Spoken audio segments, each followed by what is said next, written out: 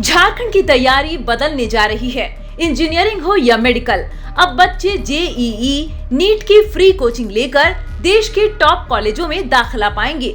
इसी उद्देश्य से रांची के हिंदपीढ़ी में दिशोम गुरु शिबू सोरेन इंजीनियरिंग और मेडिकल कोचिंग इंस्टीट्यूट की शुरुआत की गई। ये कोचिंग कल्याण विभाग की देखरेख में चलेगी और पहले फेज में 300 छात्रों का चयन हो चुका है।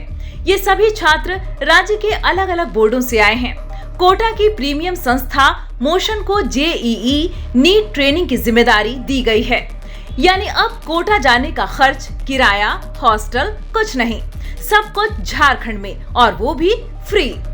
इंस्टीट्यूट के शुभारंभ के बाद सीएम हेमंत सोरेन ने कहा कि आज आने वाली पीढ़ी के लिए एक नया अध्याय शुरू हुआ है।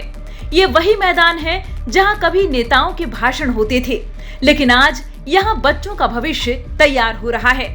यहाँ बच्चों को पढ़ाई के साथ स्पोर्ट्स एक्टिविटीज और ग्रोथ एनवायरनमेंट भी मिलेगा। दिशोम गुरु शिबू सोरेन जी के लिए के याद में उनके नाम से यहाँ अपने बच्चों की बेहतर भविष्य, उसकी शिक्षा की ऊंचाइयों को छुए, इसके लिए एक प्रयास की शुरुआत है। वैसे तो कई चीजें हम लोगों ने शुरुआतें की है। इस उद्देश्य के लक्ष्य को प्राप्त करने के लिए जो हमारे विशेष रूप से एक बड़ा सहयोगी के रूप में जो संस्था आई है, मोशन संस्था, उनके विशेषकर उनके सभी सदस्यों का मैं बहुत बहुत शुक्रिया अदा करते हुए भी उनका स्वागत करता हूँ। आज यहाँ से बच्चे इंजीनियरिंग और मेडिकल में कैसे दाखिला पा पाए, कैसे उस कंपटीशन को कंप्लीट कर पाए, इसके लिए आप सब लोगों को तराशा जाएगा। हमने जो ये आपका परिसर है, ये परिसर कभी नेताओं का भाषण का एक बहुत बड़ा उपयोगी स्थान रहा है, लेकिन आज इस मैदान में इतना बड़ा कैंपस और इस कैंपस के अंदर इतनी दूर की सोच रखने वाली एक योजना आज यहाँ अपना अस्तित्व ले रहा है।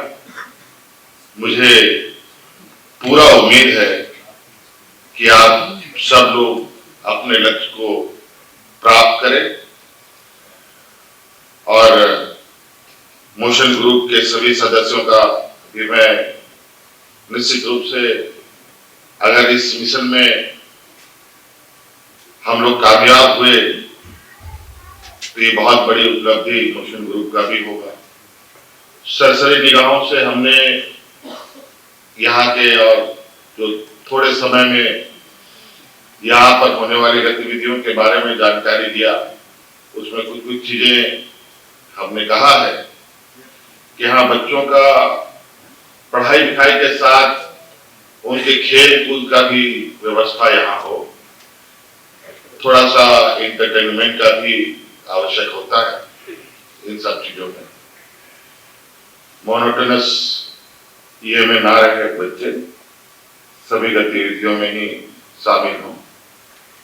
कुछ बच्चों ने भी अपनी बातों को यहाँ रखा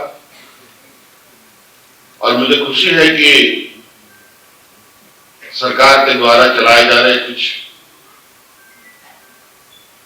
योजनाओं के बारे में उनको भी पता है।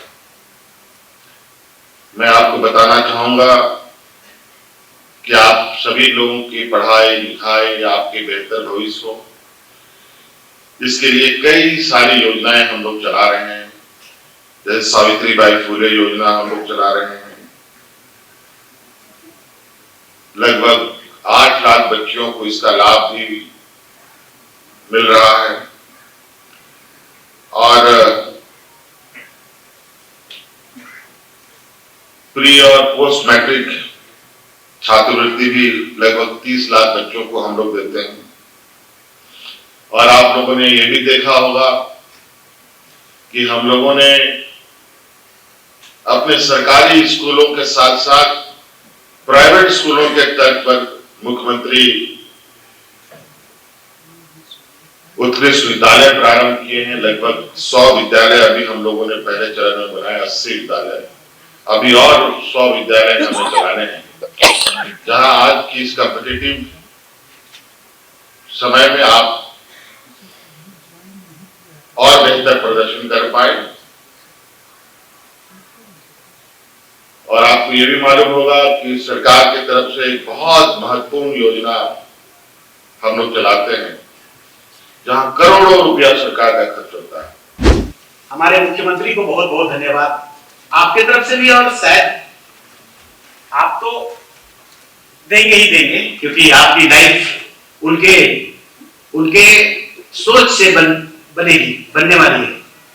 मुझे जो डायरेक्शन मिला, मेहनत हम कर सके, मगर डायरेक्शन मुझे माननीय मुख्यमंत्री जी के द्वारा ही प्रदान किया गया है कि अब ये बच्चे को पढ़ा के लिखा के बहुत जगह तक ले जाना है, फ्लोरिश करना है।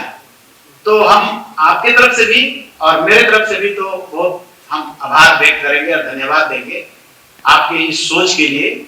और इस सोच शायद आप में वो पंख डालेगा, जिस पंख से आप कहां उड़ान भरेंगे हमें पता नहीं, लेकिन फिर से एक बार हम हमारी सोच को हमारे गति देने के लिए माननीय मुख्यमंत्री जी का डायरेक्शन, उनका जो आदेश निर्देश, उसके लिए उनको बहुत बहुत हम धन्यवाद देना चाहेंगे। और ये उन्हीं का ये फल है, और ये अभी जो आप देख रहे हैं उन्हीं का ये सोच है।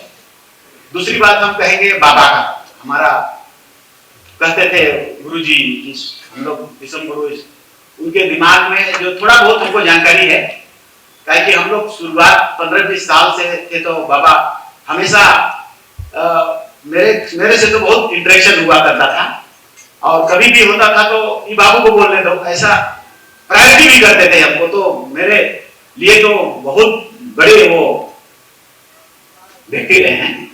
तो उनकी सोच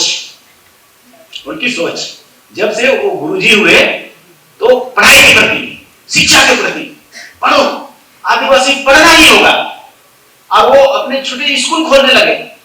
जब उनके पीछे पुलिस भागी पड़ती थी, प्रशासन भागी पड़ती थी, सत्ता भागी पड़ती थी, तब वो छुप छुप के पढ़ाते थे और आगे बढ़ाते थे। तो उन्हीं की जो ऊपर है ना, हम लोग जो आत्मा पूजा करते हैं, पुरखा पूजा करते हैं, वो पुरखा का आशीर्वाद आप पर पड़ेगा, और उन्हीं का ये योजना था। एक छोटी और बात हम कर रहे हैं, हम लोग कभी कभी बड़े बड़े विद्वानों का कोटेशन को पढ़ते हैं, तो उसमें से एक बहुत बड़े आदमी थे नेल्सन मंडेला जी। वो अपना कंट्री को आजाद कराने में क्या भूमिका था आप सब जानते हैं उसको। उसका कथन है ना, अगर दुनिया को बदलना है तो एजुकेशन ही वो शस्त्र है। दुनिया बदल जाएगा तो तुम्हारा समाज भी पूरा बदल जाएगा इस एजुकेशन से। इसीलिए ध्यान रखना, और बहुत तन्मय से, बहुत मेहनत से पढ़ के माननीय मुख्यमंत्री का नाम को रोशन करना। आप इतना रिजल्ट देना मोशन है, मगर तुम्हारा परिश्रम का कोई दूसरा विकल्प नहीं है बच्चों। परिश्रम तो आप परिश्रम को करना, खूब करना।